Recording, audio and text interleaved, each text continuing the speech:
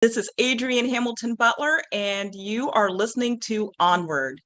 It is a beautiful, beautiful Saturday morning. The birds are chirping. I can see them outside of my window, but I'm so glad that you're joining us today. This is our last show of the season, so thank you so much. This has been an incredible journey, and I am excited to have as my guest today my amazing sister, Marvina Hamilton, and an amazing friend, Michael Martinez. You are listening to us now live stream on Facebook, Twitter, Instagram, and LinkedIn. We are the new WCEG Network on WCEGTalkRadio.com. WCEG is the worldwide community empowerment group where we speak life into the community. Make sure that you follow us too on Facebook, Twitter, LinkedIn, and Instagram. And a quick disclaimer, the opinions and thoughts of this show are those of the host, not of WCEG. So I want to get right into this because this is an exciting topic this morning. We are talking about renewing you. You know, it's getting warm outside and summer is on the way. We are thinking about getting slim and trim. We're thinking about having a new attitude. So many things that we want to do to renew ourselves. But you know, renewing yourself is a journey. It's not a destination. And I have Marvina and Michael here who are going to talk a little bit about their own renewal journey. So I want to start with Marvina. Marvina, good morning.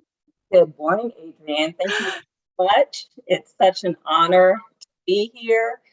Just a disclaimer, if my audio goes in and out, just bear with me. Hopefully everyone will be able to hear what I say clearly. But I am Marvina Hamilton. I am currently a recruiting specialist with a Fortune 250 financial services company. I'm the mother of two amazing young men, Ahmad, who's 21, and Devin, who is 19 and on the autism spectrum.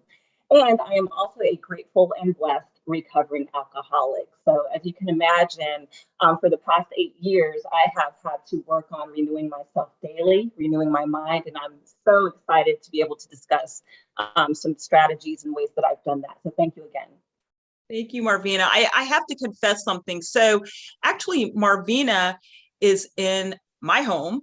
And the reason that she's here is because she is helping me and my husband to kind of renew our lives.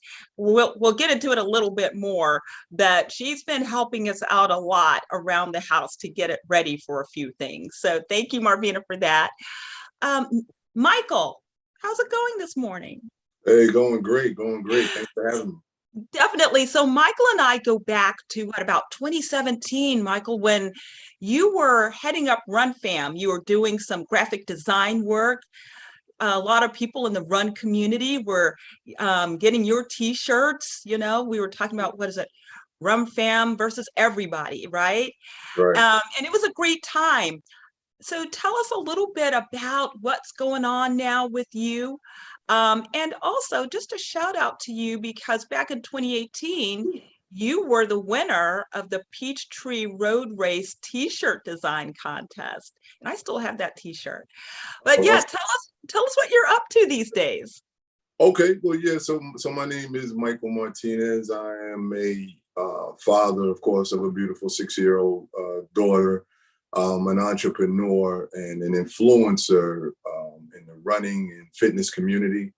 That is true, everything you said. And when you say renewing yourself, that is something that I did back, I believe, started in 2014, where I, kind of gained weight, realized that I needed to turn myself around, which led to all of those things. And as of now, I'm still influencing and I'm doing a few different entrepreneurial ventures, moving into the tech industry at this point.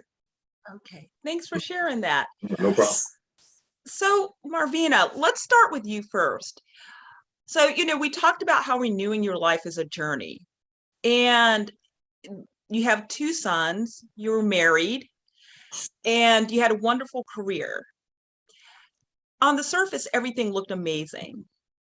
but there was something going on inside of you that was a little unsettling, something that you wanted to change about yourself. When did that realization come? And what prompted you to start changing your life, reevaluating your life? Absolutely. Thank you for that. So yes, I am divorced now, but I was married for 15 years, and it was not the smoothest of relationships. So I will say that. So in the midst of, relationship issues, raising at that time 2 small children, one with special needs, I was having to find ways to cope, to make it daily. And I'm not going to say that it was a sudden occurrence, the turn from being a social drinker to alcoholism, it sneaks up on you. It really does. So that glass of wine or that mixed drink quickly turns into a whole bottle or several shots of alcohol just to find a way to cope for me. There was depression that was involved with that. And so it was more self-medicating for me, just because of trying to deal with life on life's terms. I'm the youngest of 4 children, so I had never had to raise anyone. I had never really been in a relationship before. So just navigating all of those different aspects of my life at that time was seriously overwhelming for me. And so, yes, it took a quick turn where that substance that had been my friend, that I had turned to, to relax and just unwind, had quickly become my enemy. And I recognized that I'd gotten to a place where I knew if I didn't make the decision to turn it around, that I would not be sitting here today.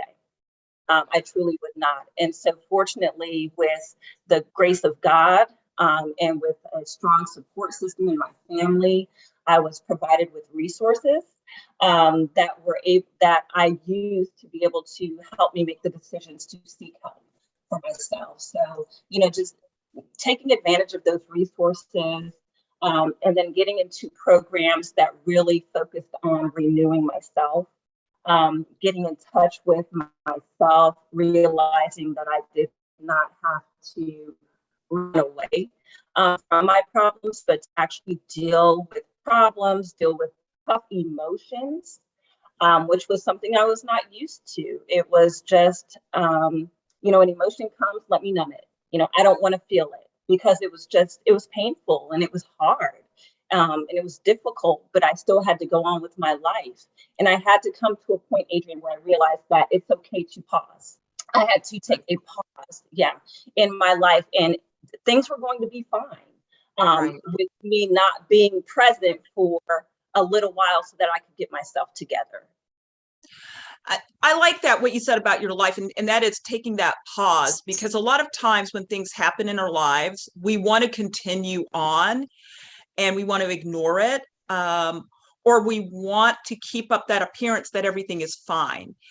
And so, Michael, I want to kind of direct this to you because we talked earlier in the week, and it was kind of a similar situation, right? Where you were doing Run Fam, things were going great, but you had to take a pause because there were some things going on. Tell us a little bit about your journey, how it started. And actually, it even started before Run Fam, because I think what a lot of people don't know is that you spent some time in homelessness. And that's when you really started finding yourself and renewing yourself. Tell us a little about that. Yeah, sure. So I definitely had my issues with alcohol. I had been drinking since maybe 14. First it started going to parties, then it was more so moving into the streets, and we drank 40s there at 16, and it was just a gradual thing. And then like the year 2000, I had caught a DUI. The following year, caught another DUI. And for alcohol, for me, it was just more of it was comforting for me. It made me feel brave. It gave me my confidence. I felt happier. I thought I can do things. I would say things that I wouldn't say. And I was funny already, but I thought this alcohol made me funnier. Right. And I always wanted to be around people. And I think because maybe I didn't like myself, that I always needed to be around somebody and celebrating something. That eventually came to an end. I mean, I was addicted to gambling as well, street gambling. Now, this is not a casino, forget about it.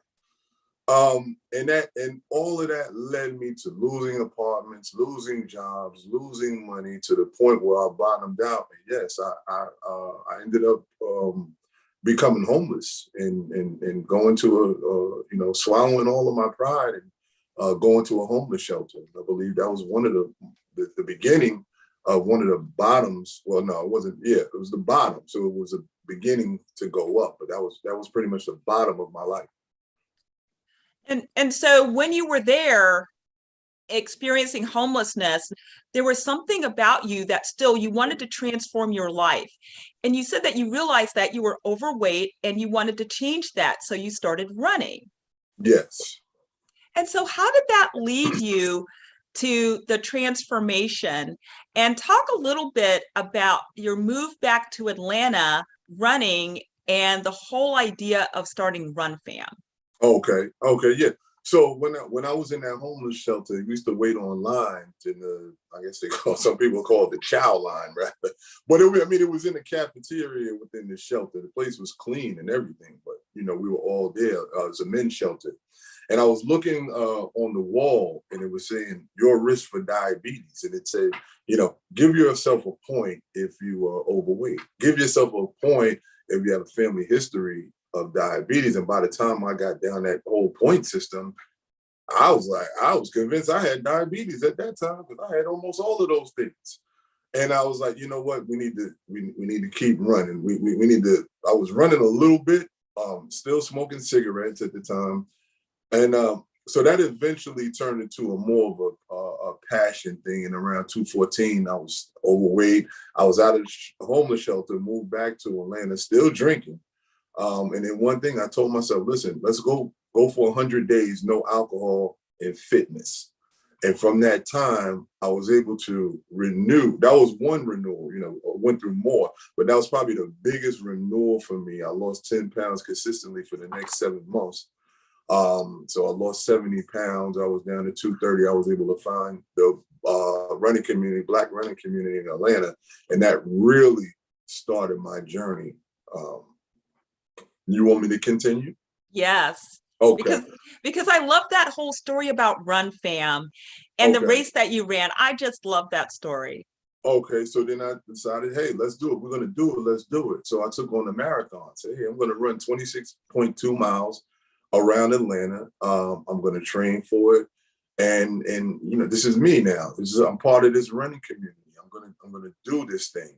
And I did it. And I ran around, and it was very cruel. It was very grueling.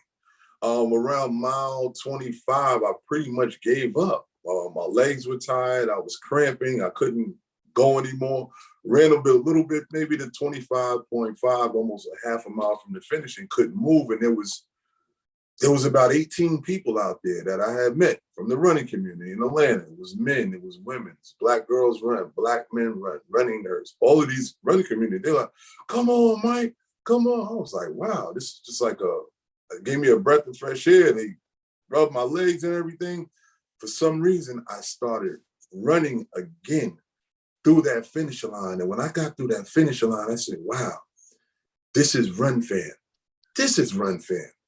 I said, this is the support that I've been looking for in my life. This is not the club. This is a whole different thing. This is a positive influence on my life. And from there, I said, okay, let's do this. The people that we were running around, I said, I want to find a way to give back. I was also creating a t-shirt line already, but I didn't know what to call it. And then I thought, and it was this verse everybody. I think Detroit verse, right? Memphis everybody. I said, I'm not from Detroit. I'm not from Memphis.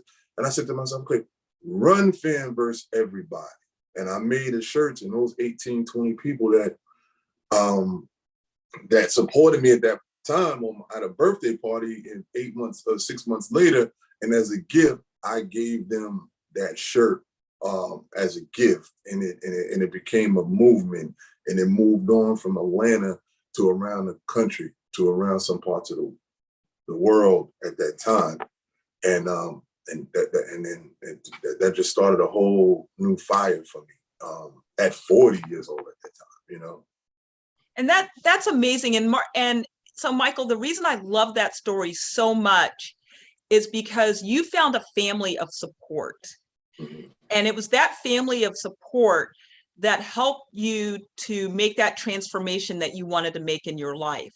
Yeah. And Marvina, I heard the same thing from you, that as you were recovering, you found a family, you found a community. Talk about the importance of community as you're renewing yourself, because sometimes we just want to go it alone. Absolutely. But we need that community.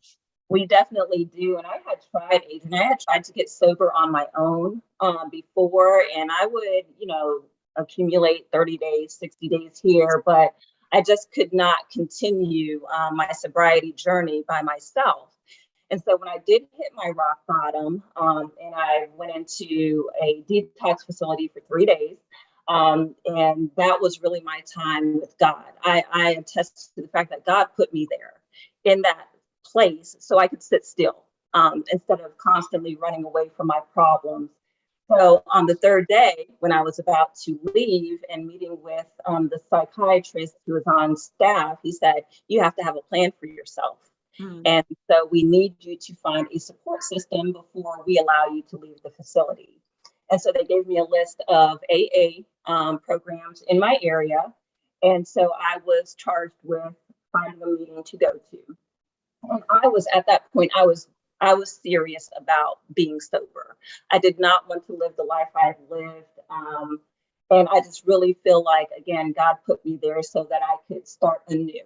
That was just the start of my renewal process. And so when I entered the room of AA for the first time, and I was listening to stories, and I was looking around the room and seeing other people who were like me. They had a family, they had jobs, they were living life, but we all had this struggle that we chose to cope with by using alcohol. And so just being around that, being free to share what was going on, to share my story, hear other people's stories was so freeing, and to know that I wasn't being judged. And then just having a sponsor, someone, and you're told to get a sponsor, someone who you want to be like, who you've listened to their journey and you're like, I want what they have.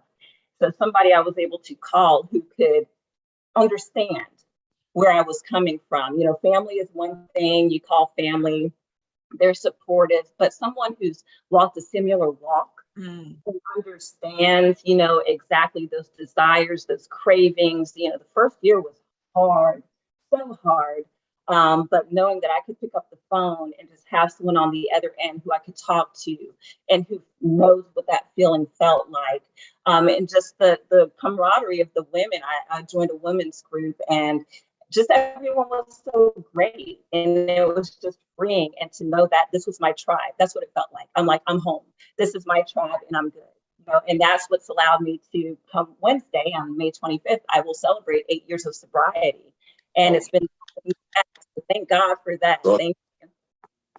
That is awesome. And so you both talk about community, having your tribe, but the other thing is having intention, right?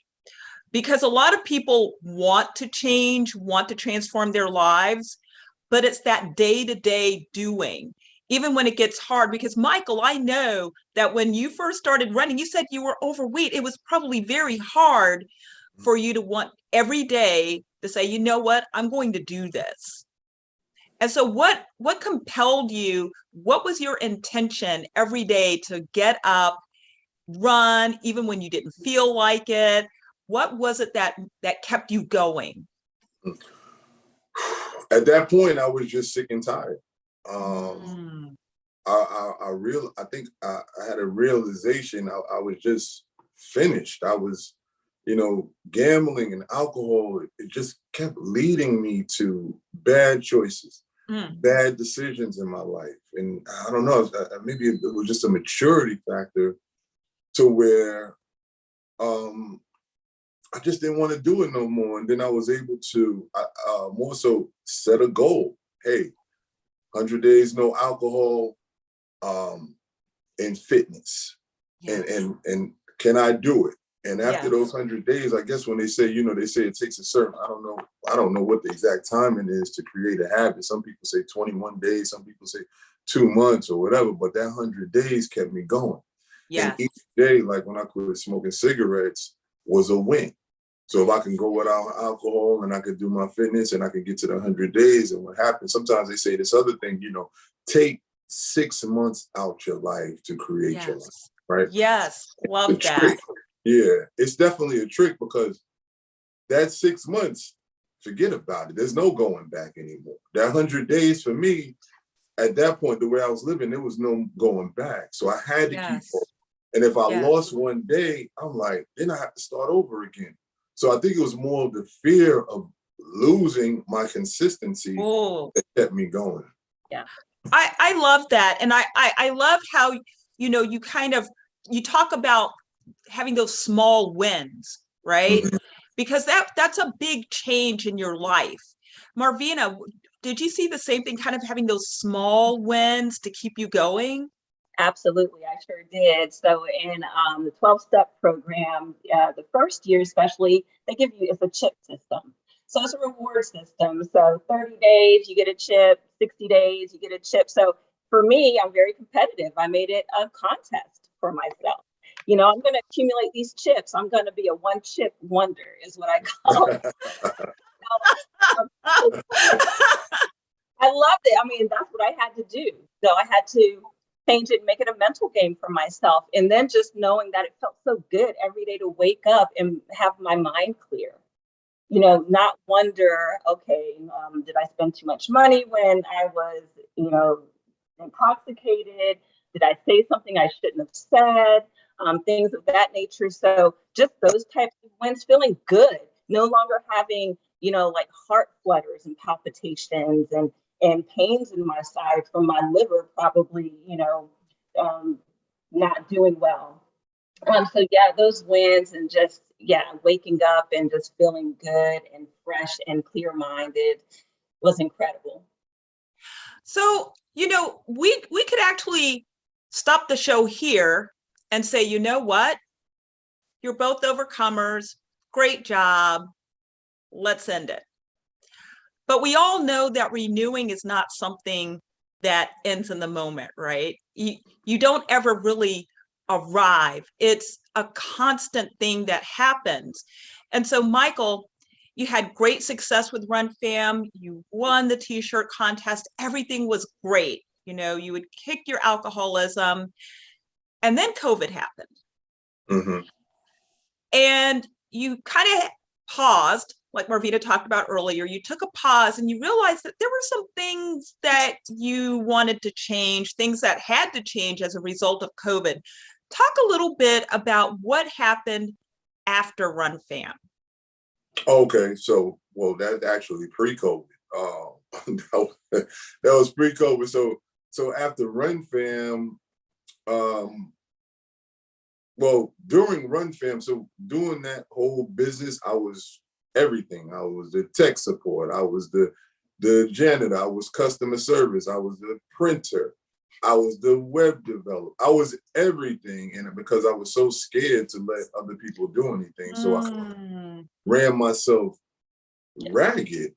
Yeah. And then things slowed down, and ideas and creativity and the money was just not enough money to keep me going.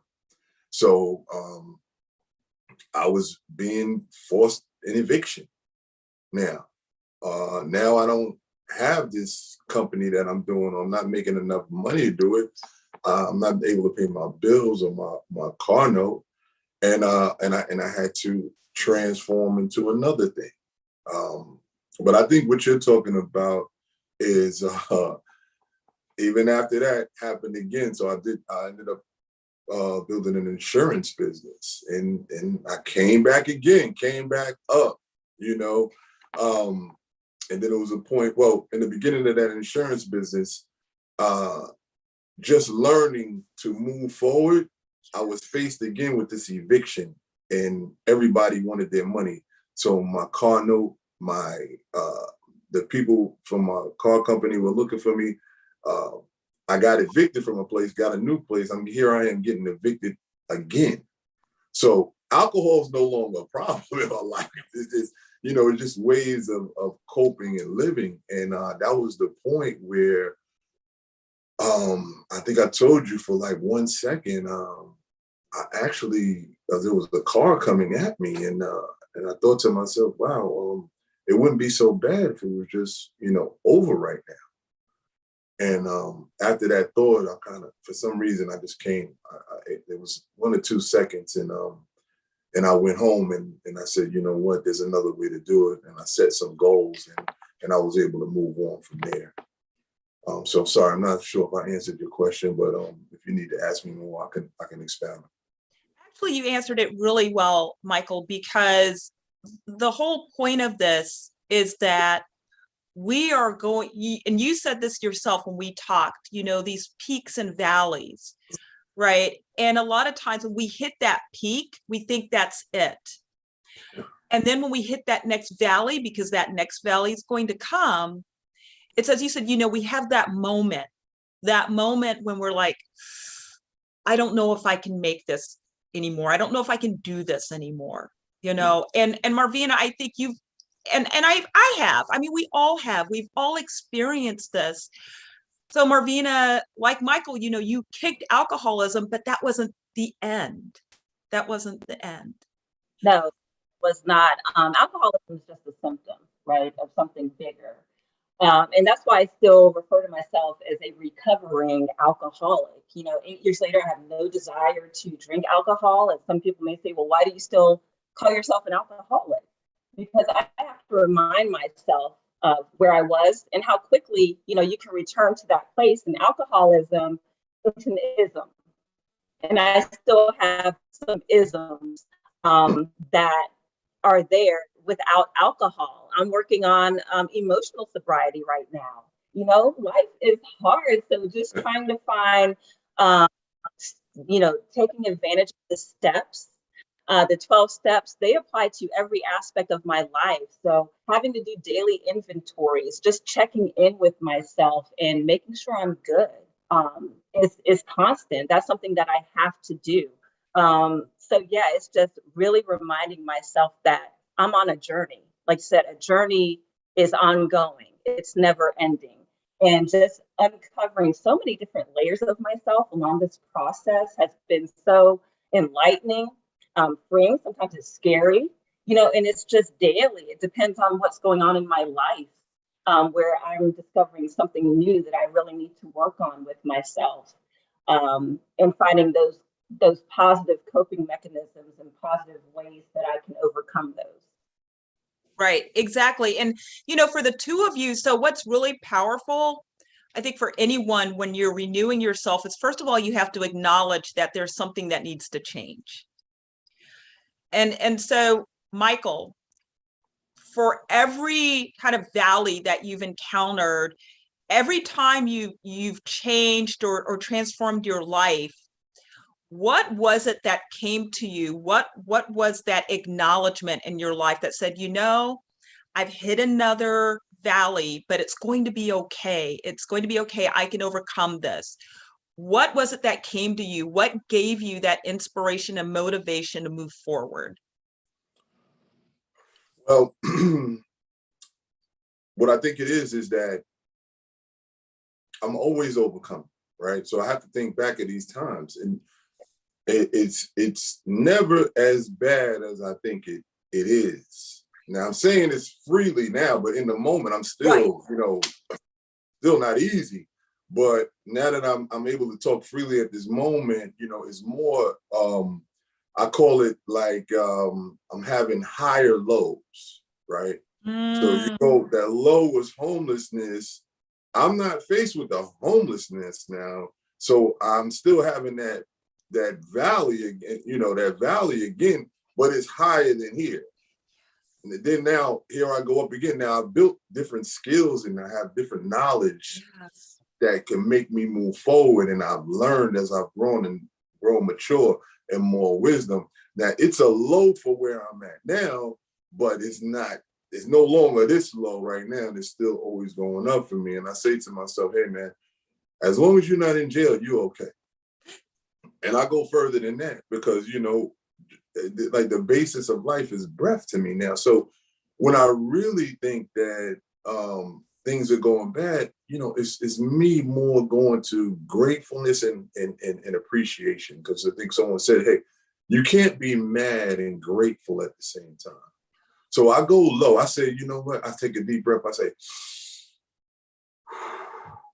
wow, that feels good, because we breathe unconsciously. We don't even have to try breathing. Just imagine if you hold your nose and you can't do anything. So I go from appreciation from that to my arms, to my fingers, to my toes, for all of the small things. And hey, everybody doesn't have all those things. So, man, what are you really mad about? And I try to stay there. I try to get myself there, even though I don't always think like that. But I try to ground myself before I move. And it makes me feel a little bit better. Then I realize the challenges that I had before. Man, you went through all that. You know you could go through this. Come on. You know it's not going to be that bad. And I move forward from there. I love that, you know, and Marvina, we had talked about that too, because I know gratitude is a big thing for you as well, and your ability to move forward. Talk about how gratitude plays a role in your overcoming obstacles and challenges in your life. Definitely. So gratitude is huge for me. If anyone follows me on Facebook, I'm always, my hashtag is #grateful in all capital letters, because I am. I've had to learn that anything that I'm going through, even the most painful of experiences now, is teaching me something. And I'm grateful for that. It's, yeah, that hurt, but clearly something's being worked out in me through this experience. So gratitude is huge, just knowing that life isn't guaranteed. So this second that I have, thank you, God. You know, I'm grateful for it. I'm grateful for, you know, the ability to share this space, this world with you two right now. Yes. You know, like, just everything, God, it's good. It's good. I'm grateful. It's crazy to say I'm grateful for the alcoholism, because it's brought me to where I am today. I've been able to recognize and realize so many amazing qualities about myself. And the one thing that I always struggled with was saying that I was proud of myself. You know, I've had a lot of great experiences in my life. And after going through my sobriety journey with alcoholism, that's the first time I really sat and said, I'm proud of you, Marvina. You know, I was always looking for that validation externally, you know, someone else to say they were proud of me, and not realizing that you're capable of doing that yourself, you know. And I'm just grateful. I say that all the time. I'm grateful, but I am. I really am. Yes. And I know, you know, you've really helped me to experience that as well, because, you know, life can seem really great for people on the outside. You know, we put our pictures on Facebook and Instagram and everything looks wonderful, right? But people don't really know how we're feeling inside. And we take a lot of things to heart.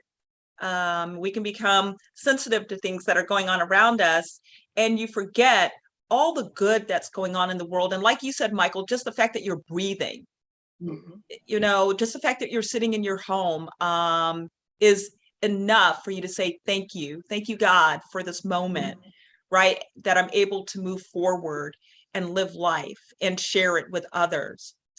Michael, one of the things that you said to me that I thought was really cool. So you're 47. Right. You said you did not find yourself until you were 40. So you said, you know, I have known myself really for about 7 years. So you said, I'm just a kid. I'm just a child in knowing myself. I love that. Because a lot of us don't realize that if we find ourselves later in life, then we have a lot of learning and growing to do. Tell me a little bit about that experience of finding yourself at the age of 40 and how that has kind of shaped your experiences between then and now. Yeah, definitely. Well, it's more realizing who I was before was not actually me, right? So I was a follower. And, you know, we can say everything, we can post and do all of these things. And hey, don't be a follower, be a leader. You know, it's easy to say, but I have to say, a lot of us are following trends, following other people, doing things because other people think they're cool, or maybe they're not, you know, but I know that was my case. And what I realized is, hey, there's something in you that you don't go with that. Do what you want to do. You know, what makes you happy, what makes this person happy may not, don't knock it, it may not make you happy. So I started looking into things on my own, and I started realizing how that alcohol, how much that made me a follower. I was trying to be like someone else. And that's a lot of pressure, you know? And what I realized is being myself is so much easier. I don't have to hide behind any wall. I could walk with my head held high. I don't have to worry these pressures on me. You know, it's like, hey, did you do that? Did you make that mistake? Yeah, actually I did. Sorry about that. Do you have anything else on the subject? Because I need to move on. You know, I don't want to, well, I didn't do it. I didn't mean to, but I don't have anything to hide. I want to be free. I want to be open. I want to take accountability for my actions. I don't want anybody holding any grudges on me about this, that. And it makes me walk around with my conscience so clear. Wow. So when I started found life at 40, and I'm 7 years old. I'm in second grade again. I have all this, but I do still have that before 40 experience to have. And like, I understand what Marvina's saying, because it's like, you know, just imagine if we started alcohol now and had to fight that battle right now, or these things that we learned in the past. You were saying that the things that you go through, yeah, there are learning experiences. Right. Just imagine if we had to go through those, pause those learning experiences, and then have to go through now. So you have to be grateful and appreciative for whatever bad, good, whatever happening back then, because it shaped who you are, who we are at this moment. Yeah, and I love that whole concept of, you know, you're never too late to change. You're never too late to find yourself. Not at all. It's great if you found yourself when you're 20. But I think sometimes it's even better when you find yourself at 40 or 50, because you can go through the latter part of your life with this kind of childhood sense of wonder and growth and openness. So Marvina, tell me, when do you think you found yourself, and what have you experienced in this phase of your life? Yeah, definitely 40 is a good number, because that's the year I became sober. So, you know, I'm 48 now, going on 49, and it's the same thing. It's just, I feel light, I feel free. Life couldn't be better. And it's like I've had the opportunity to live 2 lives, you know, probably more. So I'm able to look at those experiences and reflect on those experiences and share. Like, for me, sharing is huge. Just being very transparent. Yes. It is very important. As Michael was saying, just being able to be honest. And sometimes it's going to hurt my feelings. It's going to hurt somebody else's feelings, to be honest. But that, I cannot carry that weight. There's a saying, you're only as sick as your secrets. And really, can't carry that baggage today. I'm working on being baggage free. You know, I want to be a minimalist in all aspects of my life. So I'm learning that even in my mind, and I have to sit with things. Renewing my mind is sometimes a second by second thing, minute by minute. You know, a lot of times people wait for the new year and do a New Year's resolution. So I do a daily resolution. You know, it's like, let me reflect on what needs to change with me, and what can I do to overcome that? How can I be better today than I was yesterday or the day before? You know, so that's what works for me. So, you know, you're both talking about this renewal journey. And so as we're talking about renewal, you know, in the sense of going on a trip, you know, when you're packing for a trip, you pack what you think you're going to need. And invariably, when you get to that destination, you find that you didn't need some things and you wish you had packed some other things. So let's kind of talk about this in the sense of this adventure and trip.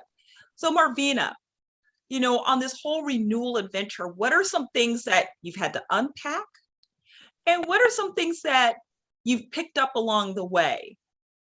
I've had to unpack not being concerned with what others think about me. Growing up, I was extremely insecure. I was, very slender, comfortable in my own skin. And drinking, I drank to overcome some of that too, as Michael said earlier, to feel confident, and overcome that. And so not being concerned with what others are thinking about me has been something huge that I've had to unpack. And being comfortable with myself and my awkwardness, embracing it is something that I've had to put into my bag. I'm good. God made me this way. He created me in his image and in his likeness. And I'm so excited about that today. He makes no mistakes. Something else that I had to unpack was being okay with not being okay. I had to realize that it's okay to say I'm not good. And I'm going to repeat that, Marvina, because you froze slightly, but what you said was you became okay with not always being okay. Correct. Yeah, yes. And I love that, embracing who you are. Right, embracing who I am and letting someone else know, not doing it alone. Yes. I'm very interested, so a lot of time I'm a loner, and that's not a healthy place for me sometimes. So just recognizing I need to check in with someone. Someone needs to know where I'm at mentally, and I need to talk it out. I can't do it alone. I have God with me too, but God also places people in our lives to help us through difficult parts of our journey. That's right. That's right. And so, Michael, on your journey, what is it that you've had to unpack? And what are some things that you've picked up along the way? Sort of like Marvina as well. So, I definitely had to unpack people.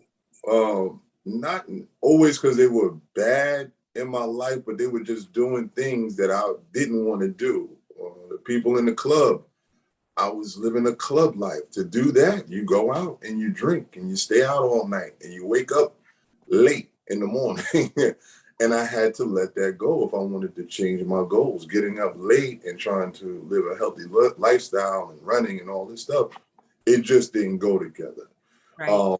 Also, like Marvina said, it does get lonely. When I was going to the point where I said, you know what, I'm going to change. I didn't have friends in the fitness community. All my friends were in the club. And what we did, like I said, was go out late, go to Waffle House after, and come in. Now, when I switched everything for a good part, I was by myself.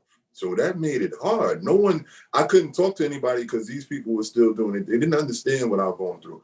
I didn't know these people I was getting ready to meet yet. So I stayed. It was a lonely road, and sometimes it still is. So that in between, I was lonely, and I had to be okay with that. And then I found that community. And when I found that community, I just realized, wow, this is perfect. This is where I need to be. So I just did a total 180. Wow. I'm not, instead of coming in at 4 and 5, I'm actually waking up at 4 and 5 to go out and exercise and renew my life and get, get energy and get exercise and things like that. So it was a blessing, and I don't blame those others. They're doing what they're doing, what they feel is right. It's just me. I had to move on and had to let that go. I love that. So we talked about intention. We've talked about gratitude. Another thing that I think is important, and you all can chime in on this, is forgiveness. Along the journey to renewal, there are things that happen to us, and there are things that we have done to others, intentionally or unintentionally. Talk about the role that forgiving yourselves, forgiving others, talk about how that has played a role in freeing yourself and renewing yourself. Michael, I'm going to start with you. Oh, okay. All right. I wasn't ready for that one. Okay, no problem. But yeah, no, definitely forgiveness. I mean, I'm hoping people forgive me for the things that I've done to them. And I make it a habit, because there's times where people loan me money and I didn't give their money back. Sometimes I've been able to actually give these people their money back. Or if it was even longer than that, I say, I don't like that uncomfortable feeling when I see somebody and I did something to them, whether it's money or whatever it is, and I have this thing that I do. And I also go out of my way to reach out to these people if I can, or I did, Yes. but I'm past that part now. Finally, I would say, hey, listen, what I did, I know it wasn't right. This is not only about money, this is whatever. I understand what I did. I know it wasn't right. I didn't mean to do it. And if there's anything that I can do to make up for it, please let me know. That's the same thing I say to them all. And they've never really said anything to make up for it. They've always accepted my apology. And it made me, it just let everything go. Wow. That baggage, I was able to Yes. release it, and they forgave me. And I also do the same thing with other people. I said, you know what? Maybe they're thinking in a certain type of way. I can't underestimate how this person is thinking. I have to be able to forgive them. Maybe I'm thinking about this in a different way. And I'm able to let it go, especially, and just give you one thing, road rage. Road rage is crazy. I don't have that anymore. Now I might jump up, then I stop immediately, because it's like, what am I gonna do? Am I really gonna speed up and clip this person and make them spin around and everything and ride off into the sunset? No, there's nothing I can do. The best thing I can do is just calm myself down. Exactly. Forgive them. Who knows Yes. how they left their house that morning or what's going on. And I'm free. Yes. It feels so good, free, not trapped. Exactly. It's freeing. And Marvina, so the whole act of forgiveness is also an act of compassion, right? Compassion for yourself, compassion for others. How has that changed your life, and how have you seen it change as you're renewing yourself? It's changed. I'm way more gentle with myself. I'm known to be just extremely hard on myself. So just being more compassionate with myself. How we treat ourselves is how we treat others. And so I will say, as far as speaking on the topic of forgiveness, I'm still a work in progress in that area. I've had some incidences occur where I'll say I forgive someone, but I'm realizing it's conditional. And it's like that with myself. So again, I have to look at it through a lens of how I'm treating someone else is a reflection of how I'm treating myself. So that's where I need to pause and really start doing the work in that area, because whatever it is we need to work out within ourselves, God's going to present that opportunity for us, so that we can see it and so that we can start creating the tools that we need to be in that area. So I have to be very observant. I have to be very cognizant of what I'm doing in a moment or how I'm treating someone else, because again, that's reflecting how I'm treating myself. Yes. And so, we're winding down now. We have a few moments left. The two of you probably today have made an impact on someone's life. Inadvertently, someone is watching and you're changing their lives. But what I want to ask you is, who helped you to change your life? Whose story did you hear? Or who spoke to you in a way that was compassionate? Or who took you under his or her wing? Michael, is there somebody in your life who helped you to change? I don't know if it was a specific person. I just think it was a collective of people and events. And I'm just at this point, I'm always open to hear that story, because I'm always people make things sound so great all the time. And I love the tragedy stories. I want to be able to connect. I want to know how you went into the fire and came back out. I don't want to know about the high horse, the success. I mean, it's beautiful, but I'm always listening for the adversities, and I listen for those adversity stories, and I connect with them. And it's almost like I have these antennas up for this, and it just makes me feel more comfortable and more normal, really. And I just love how people, like we're talking now, like Marvina, how she had things that she was dealing with, she was able to come up out of them. Not only that, Yes. it's that I'm still dealing with things. We're not Absolutely. perfect, but No. it's always a learning process. So I don't think it was one particular person. It was really just a collective of people and ideas. And now my mind is open to these things. So my mind is not open to negative or this and that. It's like my antennas go up when I hear certain things, because this is just how I built myself at this point. And I love what you're saying about, kind of listening for those stories of adversity, because there's strength in that. Strength comes from people who are overcoming. God makes us strong through the circumstances, those valley circumstances, not the peaks, but the valleys. Right. And so, Marvina, talk about, you nodded your head when he said it was a collective. Do you feel the same way? Oh, definitely. So of course, with me, I'm always going to go to God. He's the main, thing that's helped me. But in each valley or each, point of adversity, there's been somebody there, right? There's just been someone there to really help me, to listen to me, to tell me their stories and share. It's been through music, one thing I did when you were talking about packing, I was thinking about it afterwards.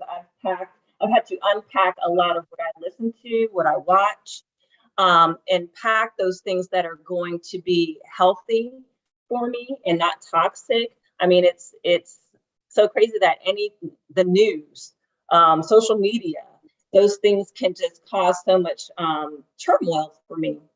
So it could be through music, it could be through people. There's just been way too many people that I can think of, not one person specifically who's helped me, and they're still helping me. And sometimes it doesn't look like what we think it's going to look like. Oh. It can be that's coming at you hardcore, right? And my first instinct is to become defensive. But if I pause and think about what they're trying to say, or what they're trying to do for me, change my perspective of how that person's coming at me, then it's like, okay, not everybody's going to come at it cookie cutter the same way.